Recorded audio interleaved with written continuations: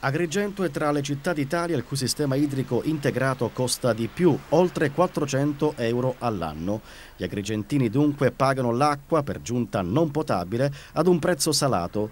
Oltre al danno vi è anche la beffa, perché per bere si è costretti a comprare l'acqua in bottiglia. Il sindaco di Agrigento Marco Zambuto, rieletto recentemente per altri 5 anni, come primo impegno verso i cittadini, ha deciso di ribellarsi e di chiedere il commissariamento del lato idrico. Ho chiesto immediatamente l'incontro al Presidente della Regione perché venga commissariato lato idrico.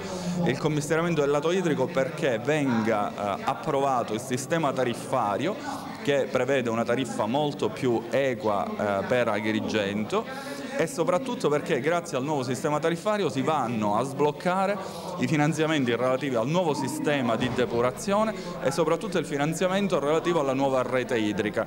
In questo senso ho già chiamato il Presidente della Regione che a giorni incontrerò perché immediatamente dobbiamo sbloccare questa situazione e dare ossigeno all'economia agrigentina. Non solo acqua, ma anche rifiuti. Nell'agenda di Marco Zambuto vi è l'impegno a firmare il contratto dei servizi col lato rifiuti, un servizio che deve tornare in mano al comune, sottolinea il primo cittadino di Agrigento.